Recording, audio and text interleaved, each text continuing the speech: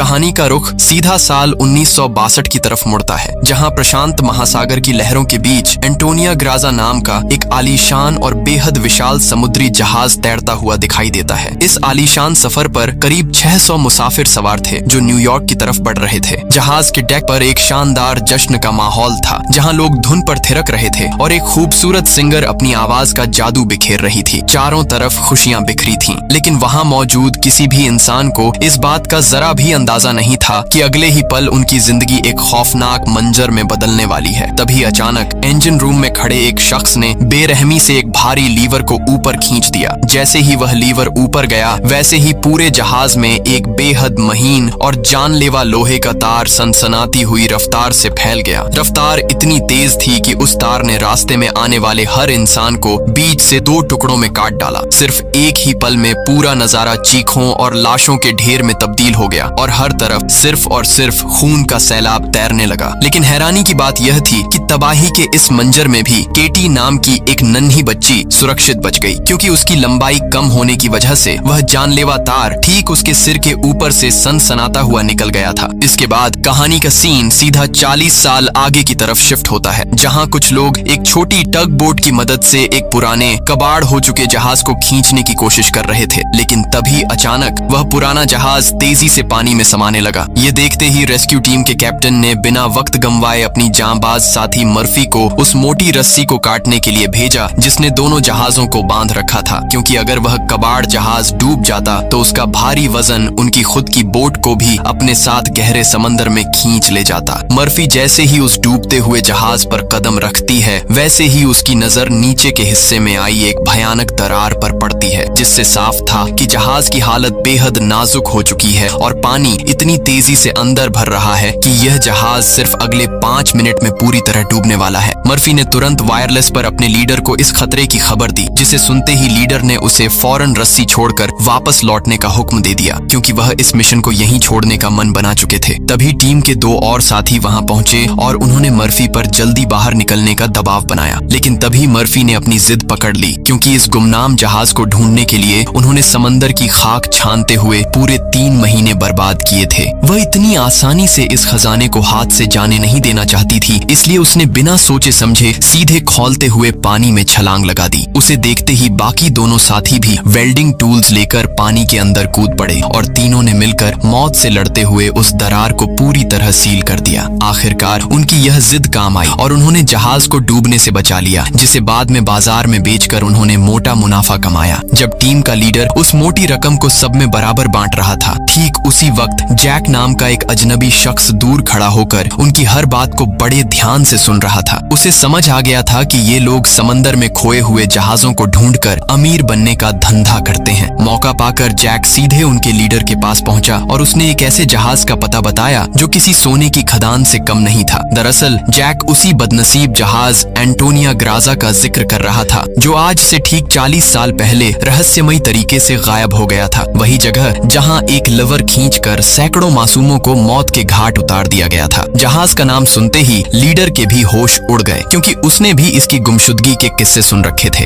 उसने कहा कि इस भूतिया जहाज को ढूंढने की कोशिश कईयों ने की, लेकिन आज तक कोई भी कामयाब नहीं हो सका। तभी जैक ने मुस्कुराते हुए कहा, मुझे उसकी सटीक लोकेशन पता है। रातों रात अरबपति बनने की इस लालच को देखकर टीम का एक सदस्य तुरंत इस खतरनाक मिशन के लिए तैयार हो गया और अगली ही सुबह वह अपनी टगबोट लेकर उस अनजाने सफर पर निकल पड़े। कई दिनों तक समंदर का सीना चीरने के बाद वे एक ऐसे सुनसान इलाके में पहुंचे जहां दूर दूर तक सिर्फ सन्नाटा था। तभी बोट के रेडार पर अचानक एक रहस्यमयी सिग्नल पकड़ा गया, जिससे पूरी टीम को यकीन हो गया कि 40 साल पुराना वो खोया हुआ दानव यहीं कहीं आसपास मौजूद है। और तभी कोहरे को चीरते हुए उनके सामने एक बेहद विशालकाय जहाज आकर खड़ा हो गया। इतने सालों बाद उस खोए हुए जहाज को अपनी आंखों के सामने देखकर सबकी खुशी का ठिकाना नहीं रहा और वे मन ही मन करोड़ों के सपने बुनने लगे। कैप्टन ने सुरक्षा के लिहाज से 2 लोगों को बोट पर ही रुकने की हिदायत दी और खुद कुछ चुनिंदा साथियों के साथ उस खौफनाक जहाज के अंदर दाखिल हो गया। जैसे ही उनके कदम जहाज के गलियारे में पड़े, वैसे ही सन्नाटे को चीरती हुई एक बेहद अजीब और डरावनी आवाज गूंज उठी, जिसने पल भर के लिए सबके रोंगटे खड़े कर दिए। लेकिन लीडर ने हिम्मत बंधाते हुए सबको आगे बढ़ने का इशारा किया। उस आवाज का पीछा करते हुए जब वे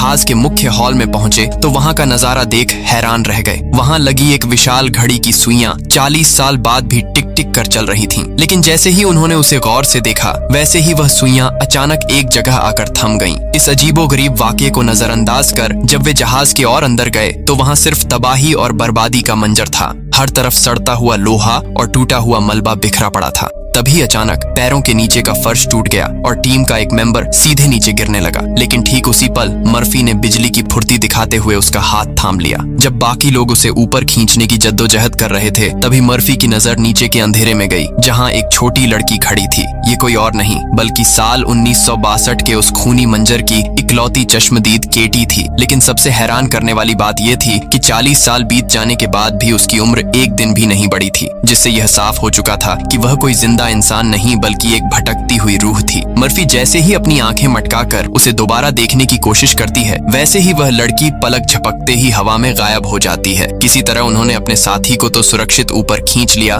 लेकिन अब उनके दिलों में यह खौफ बैठ चुका था कि इस जहाज पर किसी अदृश्य और अलौकिक ताकत का साया है। मर्फी का दिमाग काम नहीं कर रहा था कि जो उसने देखा वह हकीकत थी या सिर्फ उसके डर का वहम, लेकिन उस मंजर ने उसे अंदर तक झकझोर कर रख दिया था। खैर, जहाज बड़ा था इसलिए उन्होंने अपनी खोज जारी रखी और आखिरकार वे कैप्टन के मुख्य कैबिन तक जा पहुंचे। वहां छानबीन के दौरान अलमारी से उन्हें एक चमकती हुई डिजिटल घड़ी मिलती है। इसे देखते ही सबके पैरों तले जमीन खिसक गई, क्योंकि 40 साल पहले दुनिया में डिजिटल टेक्नोलॉजी का वजूद ही नहीं था, जिसका सीधा सा मतलब था कि उनसे पहले भी कोई इस भूतिया जहाज पर कदम रख चुका था। इस डरावने सुराग के साथ वे वापस अपनी टगबोट पर लौट आए, जहां लीडर ने फैसला किया कि अगली सुबह वे इस जहाज को रस्सी से बांधकर किनारे ले जाएंगे। लेकिन जैसे ही अगली सुबह की पहली किरण पड़ी वैसे ही उन्हें जहाज के पिछले हिस्से में एक बड़ा सुराख दिखाई दिया, जिससे समंदर का पानी धीरे धीरे अंदर लौट रहा था। लीडर ने साफ कह दिया कि इस भारी वजन के साथ जहाज को खींचना खुद को मौत के कुएं में धकेलना होगा,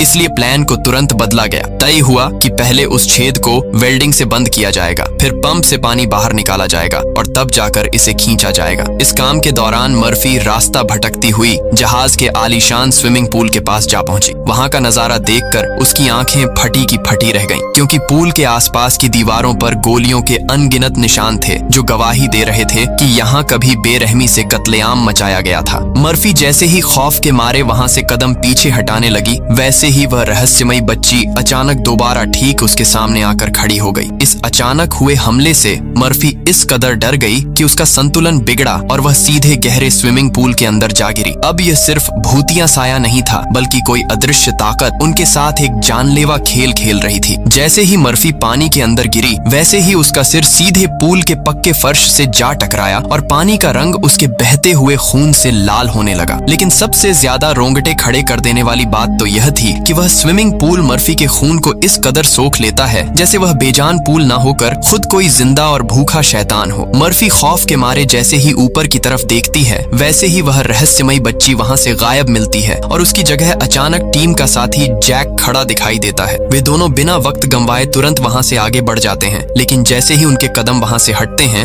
वैसे ही उनके पीछे वह पूरा स्विमिंग पूल अचानक खौलते हुए लाल खून से लबालब भर जाता है। इस खौफनाक मंजर से एक बात बिल्कुल साफ हो चुकी थी कि यह जहाज सिर्फ वीरान नहीं है बल्कि इसके सीने में कोई बेहद खतरनाक और रूह कंपा देने वाली ताकत छिपी बैठी है। उधर रेस्क्यू टीम का लीडर छानबीन करता हुआ सीधा इस भुतहा जहाज के कैप्टन के आलीशान कैबिन में जा पहुंचता है। अंदर का नजारा बेहद डरावना और बिखरा हुआ था, जहां वक्त की मार और बर्बादी साफ नजर आ रही थी। वह पूरे कमरे के कोने कोने को खंगालता है लेकिन उसके हाथ कुछ खास नहीं लगता। तभी अचानक उसकी नजर सामने रखी टेबल पर टिक जाती है, जहां वाइन की एक खुली बोतल और एक भरा हुआ ग्लास रखा था। उसे देखकर ऐसा लग रहा था जैसे अभी कुछ ही सेकंड्स पहले कोई यहाँ बैठकर ड्रिंक कर रहा हो। बस यहीं पर वह एक बहुत बड़ी भूल कर बैठता है। वह बिना कुछ सोचे समझे जैसे ही उस ग्लास को अपने होठों से लगाने के लिए उठाता है वैसे ही सामने लगे आईने में उसे अपने ठीक पीछे इस पुराने जहाज के असली कैप्टन का साया खड़ा दिखाई देता है। खौफ के मारे ठीक उसी पल उसका हाथ बुरी तरह कांप उठता है और वाइन का ग्लास फर्श पर गिरकर चकनाचूर हो जाता है। अब वह अच्छी तरह समझ चुका था कि यहाँ का मामला बेहद बेहद संगीन है और वह डर के मारे वहाँ से उल्टे पैर भाग निकलता है। अब इस शापित जहाज पर अजीबोगरीब और रूहानी हादसे हर एक मेंबर के साथ होने लगे थे। टीम का एक और सदस्य मार्क जब सन्नाटे को चीरती हुई एक औरत के गाने की आवाज सुनता है तो वह सम्मोहित होकर उस आवाज के पीछे पीछे खींचा चला जाता है। जैसे ही वह जहाज के निचले डेक पर कदम रखता है वैसे ही उसके होश उड़ जाते हैं, क्योंकि वहाँ वही खूबसूरत सिंगर परफॉर्म कर रही थी जो ठीक 40 साल पहले की पार्टी में दिखाई दी थी, जिसका सीधा सा मतलब था कि यह मायावी जहाज अपने पुराने मरे हुए मुसाफिरों की रूहों को बार बार जिंदा करके उनके सामने ला रहा था। इधर मर्फी और जैक अंधेरे गलियारों में आगे बढ़ते हुए जैसे ही एक भारी दरवाजा खोलते हैं वैसे ही लॉन्ड्री रूम के अंदर से पानी की एक बेहद जोरदार और भयानक लहर बाहर की तरफ आती है और उस तेज लहर के साथ अनगिनत सड़ी गली लाशें बहकर सीधे उनके पैरों के पास आ गिरती हैं। खौफ का ग्राफ अब अपने असली लेवल पर पहुंच चुका था। मर्फी और जैक इस मंजर को देखकर भीतर तक दहल जाते हैं, लेकिन इसके बावजूद वे कदम आगे बढ़ाने पर मजबूर थे, क्योंकि अब इस रास्ते से पीछे लौटना भी मौत को बुलावा देने जैसा था। वे दोनों जैसे ही सहमे हुए कदमों से आगे बढ़ते हैं वैसे ही पास के एक कैबिन का दरवाजा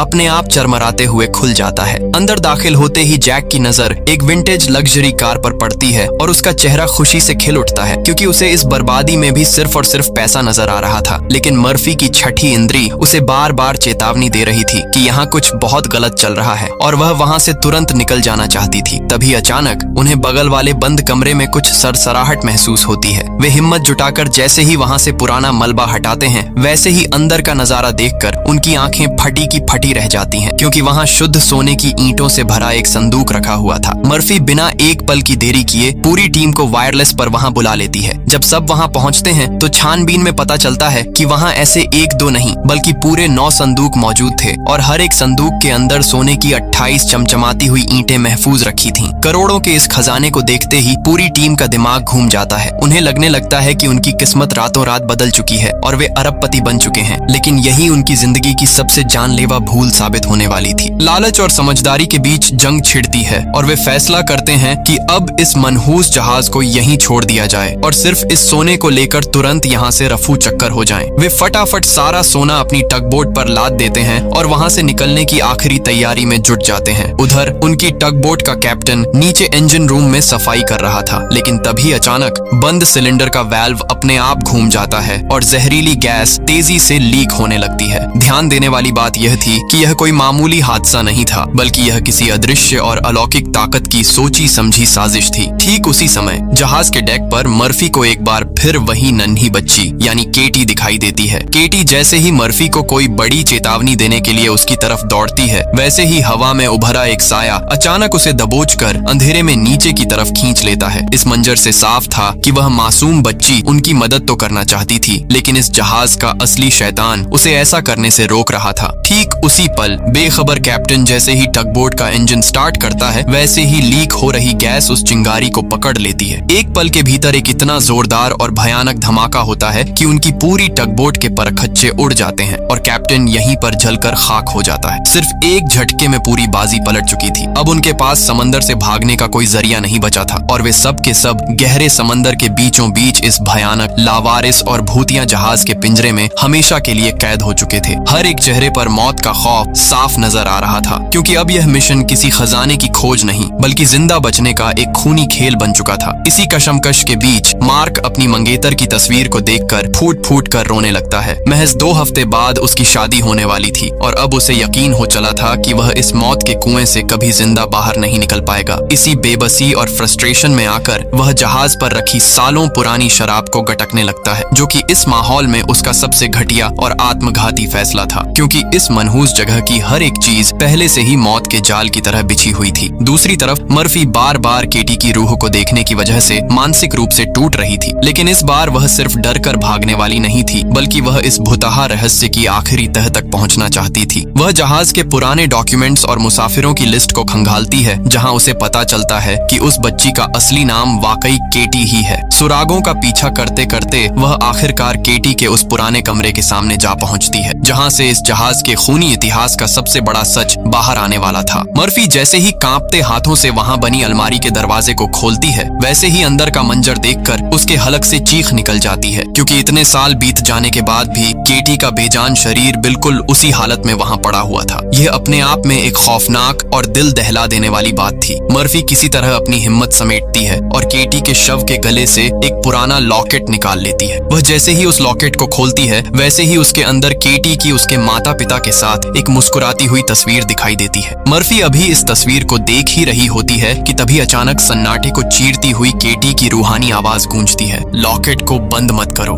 मैं इतने सालों बाद अपने मम्मी पापा का चेहरा देख पा रही हूँ। अब यहाँ किसी भी तरह का कोई शक बाकी नहीं रह गया था कि मर्फी किसी जिंदा इंसान से नहीं बल्कि एक तड़पती हुई रूह से सीधी बात कर रही है। मर्फी खौफ और हमदर्दी के बीच झूलते हुए जैसे ही वह लॉकेट केटी की आत्मा को सौंपने के लिए हाथ आगे बढ़ाती है वैसे ही वह लॉकेट केटी की परछाई के आर पार निकलकर नीचे गिर जाता है। अब केटी इस शापित जहाज के काले इतिहास का सबसे खौफनाक सच मर्फी के सामने उगलना शुरू करती है। वह रोते हुए कहती है कि इस तैरते हुए नर्क में सैकड़ों बेकसूर आत्माएं हमेशा के लिए कैद हो चुकी हैं और जब तक उस जल्लाद को खत्म नहीं किया जाता जो इन सभी रूहों को अपने इशारों पर नचा रहा है तब तक यहाँ से किसी की भी आजादी मुमकिन नहीं है। मर्फी कांपती हुई आवाज में सवाल करती है कि आखिर वह दरिंदा कौन है, लेकिन जैसे ही केटी उसका नाम जुबां पर लाने वाली होती है वैसे ही अचानक लाखों रहस्यमयी और घिनौने कीड़े पूरे डेक पर तेजी से फैलने लगते हैं। केटी खौफ से कांप उठती है और मर्फी को आखिरी चेतावनी देती है कि यहाँ से तुरंत भाग जाओ वरना तुम सब मारे जाओगे, और ठीक उसी पल वह हवा में विलीन हो जाती है। दूसरी तरफ नशे में धुत मार्क वाइन की पूरी बोतल खाली करके लड़खड़ाते हुए कदमों से चक्कर खा रहा होता है। तभी अचानक उसके आसपास की सारी बेजान चीजें हवा में तैरने लगती हैं और पलक झपकते ही सब कुछ पहले जैसा नॉर्मल हो जाता है, मानो यह काल कोठरी सीधा 40 साल पीछे अतीत में लौट चुकी हो। जो मुसाफिर सालों पहले बेमौत मारे गए थे वे सब के सब अचानक मार्क को जिंदा घूमते हुए दिखाई देने लगते हैं। मार्क खुद को उसी आलीशान पार्टी के बीच खड़ा पाता है जहाँ मौजूद सभी लोग मुस्कुराते हुए उसके स्वागत में तालियां बजा रहे थे। शुरुआत में तो वह इस नजारे को देखकर भीतर तक दहल जाता है, लेकिन फिर वह अपने बहके हुए दिमाग को समझा लेता है कि यह सब सिर्फ शराब का ही फितूर है। तभी वही मायावी सिंगर मदहोश करती हुई अदाओं के साथ मार्क के करीब आती है और उसे अपने हुस्न के जाल में बहकाने लगती है। मार्क पूरी तरह सुध बुद्ध खोकर उसके चंगुल में फंस जाता है और बिना सोचे समझे सीधे उसे चूम बैठता है। बस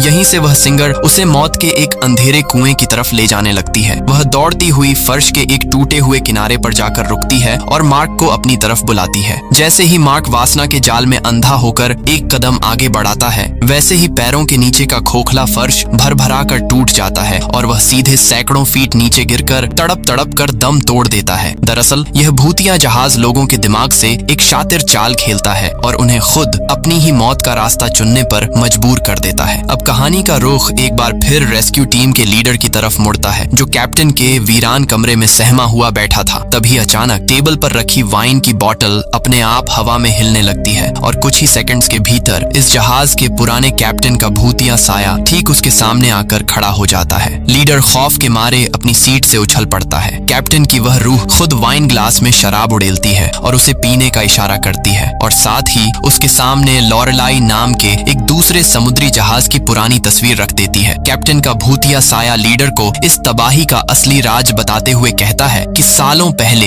एक अजनबी शख्स उनके इसी जहाज पर आया था जिसने उन्हें बताया था कि लॉरेलाई नाम के एक लापता जहाज में अरबों का खजाना छिपा हुआ है। सोने की लालच में अंधा होकर उन्होंने उस जहाज को समंदर के सीने में ढूंढा और सच में उन्हें वह अकूत दौलत मिल भी गई। इसके बाद वह भूतिया कैप्टन लीडर के सामने एक और पुरानी धुंधली तस्वीर फेंकता है और कहता है कि यही है वो शैतान जिसने हमें उस खजाने का रास्ता दिखाया था।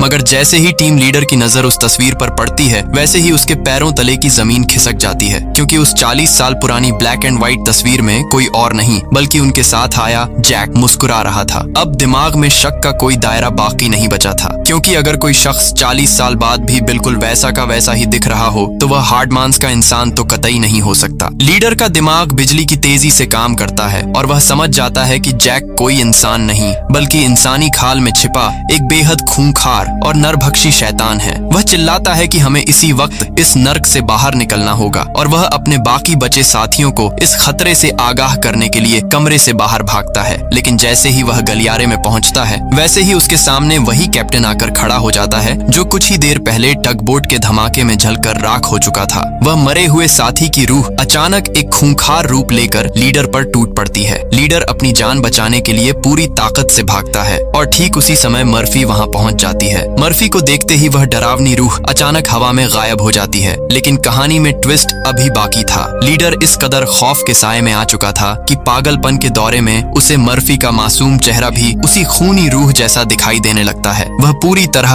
अपने दिमाग का संतुलन खो बैठता है और खुद को बचाने के लिए सीधे मर्फी पर ही जानलेवा हमला कर देता है। मर्फी अपने बचाव में पास पड़ी एक चीज से उसके पैर पर जोरदार वार करती है और उसे वहीं लहूलुहान कर देती है। लेकिन खून से लथपथ होने के बाद भी लीडर का पागलपन कम नहीं होता और वह जैसे ही मर्फी की जान लेने के लिए आगे बढ़ता है, वैसे ही ठीक उसी पल पीछे से जैक आता है और लोहे की एक भारी रॉड सीधे लीडर के सिर पर दे मारता है, जिससे लीडर वहीं अचेत होकर गिर पड़ता है। अब स्क्रीन पर इस पूरे खूनी खेल के मास्टरमाइंड का असली चेहरा बेनकाब हो चुका था। जैक ही वह शैतान था जो पूरी प्लानिंग के साथ इस टीम को मौत के इस पिंजरे तक खींच कर लाया था। पूरी टीम में सिर्फ एक ही शख्स था जिसने जैक की असली हकीकत को पकड़ लिया था और वह था उनका टीम लीडर। जैक यह बात अच्छी तरह ताड़ चुका था कि उसका भेद अब खुल चुका है, इसलिए वह बेहद चालाकी से लीडर को हमेशा के लिए अपने रास्ते से हटा देना चाहता था। वह बिना वक्त गंवाए तुरंत बाकी बचे हुए साथियों का माइंड वॉश करना शुरू कर देता है। वह डरे हुए लोगों से झूठ बोलता है कि अगर इस लीडर को होश आ गया तो यह पागलपन में हम सबको एक एक करके मार डालेगा। बाकी लोग पहले से ही मौत के खौफ से थर थर कांप रहे थे, इसलिए वे बिना सोचे समझे जैक की इस मनगढ़ंत कहानी पर भरोसा कर लेते हैं। लीडर को पूरी तरह रास्ते से हटाने के लिए वे उसे उठाकर सीधे जहाज के एक गहरे पानी के टैंक में फेंक देते हैं। अब उनके पास समंदर के बीच से भागने का और कोई रास्ता नहीं बचा था, इसीलिए अपनी बची कुची जान बचाने की खातिर वे सब मजबूर होकर एक बार फिर इस भुतहा जहाज के टूटे हुए हिस्सों को ठीक करने के काम में जुट जाते हैं। वे सब मिलकर सबसे पहले उस बड़े सुराख को वेल्डिंग के जरिए पूरी तरह सील कर देते हैं और फिर बिना वक्त गंवाए पंप की मदद से अंदर भरा पानी बाहर निकालना शुरू करते हैं। इसी क्षमकश के बीच मर्फी अचानक नोटिस करती है कि उनका साथी मार्क दूर दूर तक कहीं दिखाई नहीं दे रहा है। वह फौरन उसे ढूंढने के लिए अंधेरे कैबिनों की तरफ निकल पड़ती है, लेकिन तभी अचानक एक बार फिर केटी की रूहानी परछाई उसके ठीक सामने आकर खड़ी हो जाती है और साफ लफ्जों में कहती है कि जिस मार्क को तुम तलाश रही हो वो अब इस दुनिया में नहीं रहा। यह सुनते ही मर्फी को एक गहरा झटका लगता है। केटी बताती है कि मार्क उसी मायावी सिंगर के बिछाए जाल में फंसकर उसके पीछे चला गया था, जहां तड़प तड़प कर उसकी मौत हो गई। फिर ठीक उसी पल केटी मर्फी के कांपते हुए कंधे पर अपना रूहानी हाथ रखती है और जैसे ही उसका हाथ मर्फी को छूता है, वैसे ही मर्फी की आंखें सीधा साल 1962 की उस बदनसीब रात के फ्लैशबैक में चली जाती हैं जब यह भयानक कत्लेआम हुआ था। अब जाकर इतिहास का सबसे घिनौना और असली सच मर्फी के सामने बेनकाब होता है। उस रात इस आलीशान जहाज पर जो कुछ भी हुआ था वो कोई मामूली हादसा नहीं था, बल्कि एक सोची समझी खूनी साजिश थी। दरअसल कुछ खूंखार लुटेरे इस जहाज पर सिर्फ और सिर्फ सारा सोना लूटने के इरादे से दाखिल हुए थे। उन्होंने बेदर्दी की सारी हदें पार करते हुए अलग अलग तरीकों से मासूम मुसाफिरों को मौत के घाट उतारा। किसी को खाने में जहर दे दिया, किसी को लोहे के तार से बीच से काट डाला, तो कई लोगों को गोलियों से भून दिया। यहाँ तक कि इन दरिंदों ने उस नन्ही बच्ची केटी को भी नहीं बख्शा और उसे उसके ही कमरे में ले जाकर बेरहमी से फांसी के फंदे पर लटका दिया। लेकिन कहानी का सबसे बड़ा ट्विस्ट तो अब सामने आने वाला था।